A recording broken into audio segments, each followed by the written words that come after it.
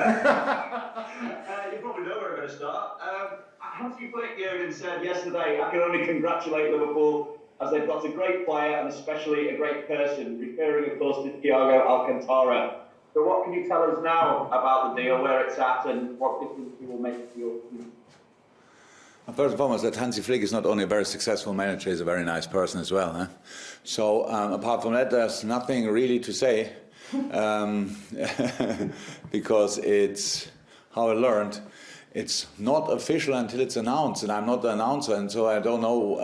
But really, what I can say now, it looks quite promising. My hands are tied, pretty much. So we are probably, it's for all Liverpool supporters. It's quite useful to have a look at a few LFC channels over the day. I would say that could help. And then we will see when whatever happens. But yeah, what was your question, by the way? Well, I'll go about it hypothetically speaking then as well. Then, what difference you could make to your squad now?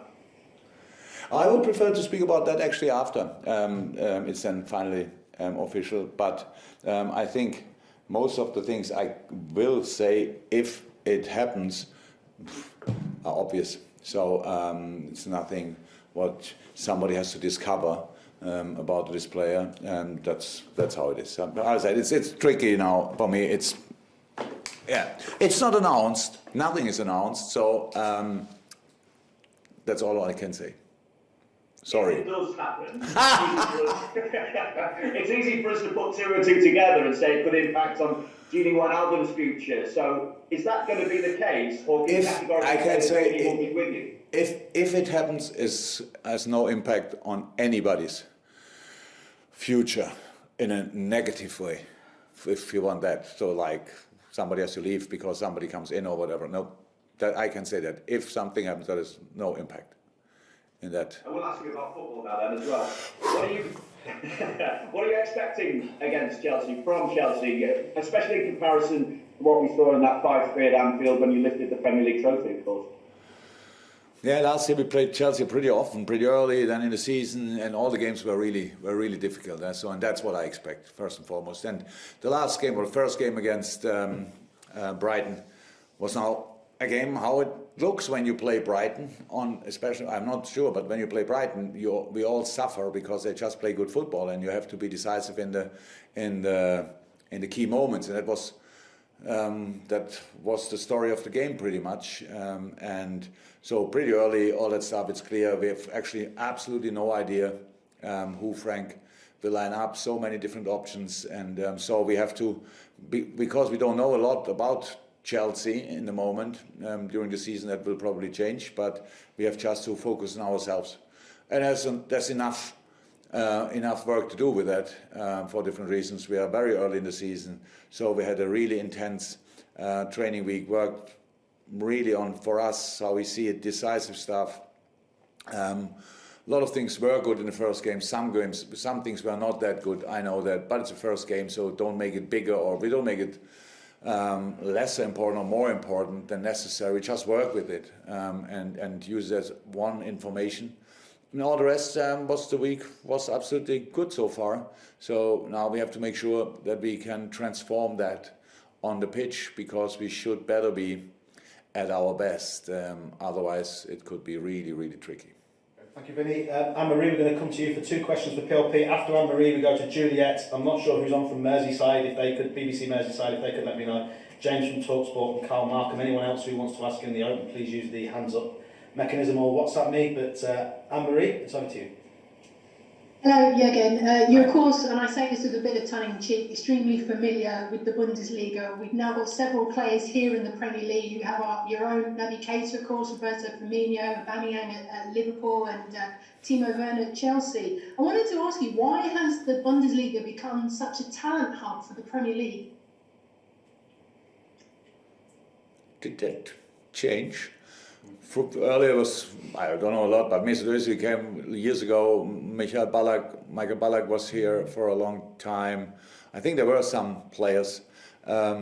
It's just it's a really tough league. It's a good league. Germany is a football country, if you want. It's the main sports there. So years ago, I think we all agree, not only because Germany became world champion, but there was they made some good decisions with talent scouting, talent training, building academies and stuff like this. So, but I was part there I was part of the process there, and so that helped a lot. So you cannot make these decisions and get the benefit the next day, obviously. So you need some time to really see the improvement. But now it's a good league, a really, really good league, a tough league to play, yes, with one very dominant team, but apart from that, the rest is really tactically good, a lot of talents. And so the Premier League is obviously the league with the most money and the most competitive league, and that's then they get interested in these kind of players. And the players in Germany, pretty much all of them, the German players there, anyway, most of them speak English, so England is a natural solution for them. So it's not at home, but still kind of familiar, and so that's all reasons. But we had good players in Germany when nobody was interested from England already. So Miroslav Klose, Lukas Podolski played in England as well, by the way, pretty good as well. So there were some players, but yeah, in a moment. I think Havertz and Werner, especially from these young boys, were really the outstanding players. All the other young and outstanding players play probably at Borussia Dortmund. So that's really it's a good league for England to scout, and as long as they can afford the transfer fees, we will see these kind of transfers for sure. And games are going to be coming thick and fast over the next few weeks or so. How concerned are you about fixture congestion, and can you give us an idea about squad rotation? About the next months, actually, I think it stops in May. If we stay in competitions, then it will just stay tough the whole year. But we knew that beforehand. My first concern is always player welfare. That's why I was not happy what I said, and nobody really speaks about it anymore. But why I was not happy with the decision not to stick to 20-5, going back to 18-3, because that makes just the situation more tricky, even more tricky. And we all will realize in the next few weeks how tough it will be. One is the imagination that you think, look at that, all 3 days a game, stuff like this, from now until whenever, but being in it is then different again. So we try to prepare as good as possible, and we will try to deal with the situation as good as possible. But everybody needs to be lucky with injuries and stuff like this that you can even rotate, and that we will see. But it's about focusing on the next game. That will not change. And the next game for us is Chelsea, but 100% it will be a tough one for all of us. So that's then fair play. But from the players' welfare point of view, I really have to say the other solution would have been much better. But obviously, a lot of people saw that in a different way. That's why we have the situation we have. Okay, we're going to go to Juliet from the BBC, then James Mountford from BBC Merseyside, and then James from TalkSport. But Juliet, you're up. So, Jürgen, you say it's quite promising that Thiago will become a Liverpool player. Not quite over the line yet, but players like him don't become available very often at the price that's being reported. He seems to be a long-term admirer of the Premier League, wants to play in the Premier League. You seem to be a long-term admirer of him. So how much of a coup is it for Liverpool to attract this type of player? It's a very good effort, really. All these things. Sorry, I can answer after something is announced or not. It's not. We cannot now talk about these kind of things in a hypothetical way and say just if he comes and stuff like this. It's just we have to wait a little bit. So you waited so long and often in your life, so we all are used to it. So in this moment, there's nothing to say about it. This is the press conference for the Chelsea game. I respect 100% if you ask me about these things and things around. I get it, but I can't answer these kind of questions now. Thank you, Juliet. We'll go to James from BBC Merseyside. James Mountford, bottom left on our screen. Hello, Jürgen. Can I just ask you please about injury news for the match and just squad news? Yeah, intense week. Few little things here and there, but in a moment should be okay. Nobody is coming back or whatever, and the rest we have to see. So still 2 days to go, 2 training sessions, but for the moment we seem okay. And last season you won 14 times away from home in the league, which was a club record. Can you just say, why do you think your team was so good away from home, and what's different about it? I didn't think last season about it. Why should I now start? But it's just we don't make a difference between home and away game. It is a difference, obviously, because of the atmosphere in our stadium usually, and but we have different ways to play, and we had to defend with all we have, and sometimes we scored more often than the opponent. But you know the games. We can take the Chelsea game. We scored 2 wonderful goals, both were after set pieces. We had more chances, but it was a proper fight. That's what we have to be ready for. And we should not make a difference between or on which ground we are playing in the moment. So just the pitch is similar long, similar wide, and so let's go for it. The goal is in a pretty similar position on all pitches. So we don't make that difference really, but of course sometimes you can have a positive or a negative run, whatever, and it's not really to explain. We play just consistently competitive, good football. That was the reason for it, and that's what we have to do again. So we were really in the game. We didn't give the ball away, or played with 20% away possession away and 80% at home or whatever. We didn't really change. We adapted to the different opponents, but we didn't really change, and that's another point maybe. But in the end, you need to work for these kind of numbers. 14 games is incredible, and I'm pretty sure of the. How many then? How many games do we have, away games? 18. 19, right, 19. And that means just that we lost or drew. Oh no, we drew 5. We drew 3 and lost 2, if I'm right. So, and actually I don't like that. So we still just have to work on. But you know, we go to Chelsea, and that's a tough place, with or without supporters. The team they have, the manager they have, it will just be really hardest work again, and that's all we need to know. Okay, James from TalkSport, and then Carl Markham from the Press Association. I think that's it for the Open before we go to our first embargo, unless anyone wants to flag anything. So James, TalkSport. Jürgen, are you looking forward to seeing Frank Lampard on Sunday? From the outside, it feels like there's a nice rivalry building, albeit it's clear that you've got a lot of respect for one another. There is no rivalry.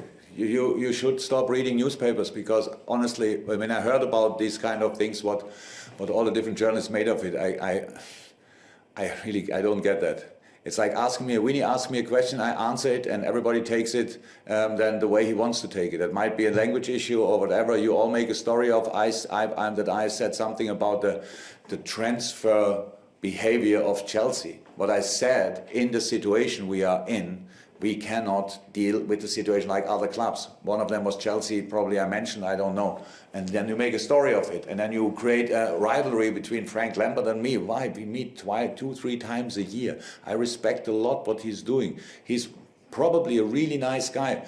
But I don't know, because I don't know in private. So like he doesn't know me in private. So, and then on the sideline, we are quite animated and emotional, and sometimes you say a few words, a few minutes later, you wish you wouldn't have said it. That's how life is, that's how football is. There's nothing more than that.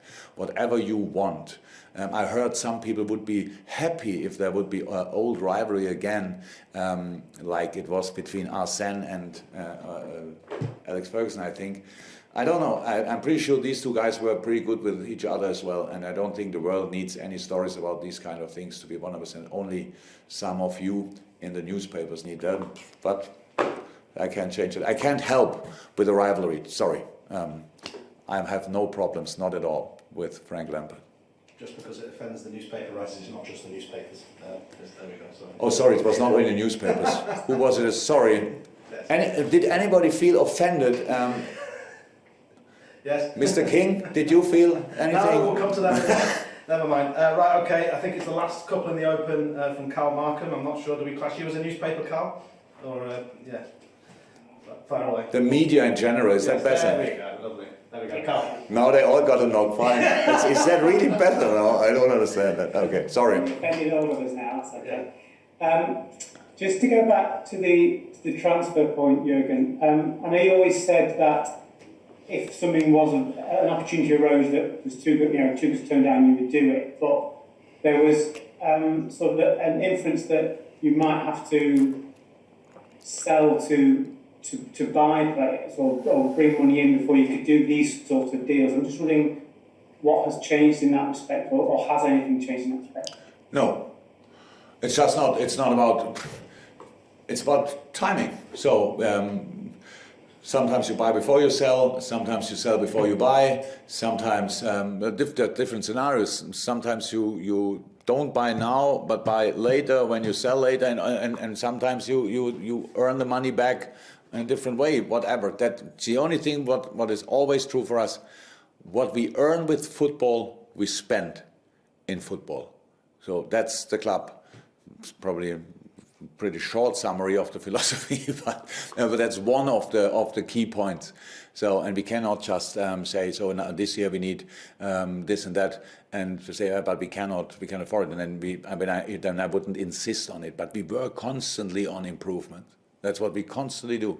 And sometimes people like it, and sometimes they like it later. That's a fact. Anything else, Scott? So does that leave the door open for more improvement before the end of the window? The window itself leaves the window open because it's open until the 6th of October and longer, in one way, I think. Yeah. So that's normal. But that was always the same. I cannot promise we will do something, and I wouldn't, but I cannot say it's 100% sure that we don't do anything. So it's just a situation. It's a developing situation. So everything could happen until the 6th of October. Player comes to me and asks me, so, boss, I want to go. I don't expect that, but it can happen. And then we have to react to all these kind of things can happen.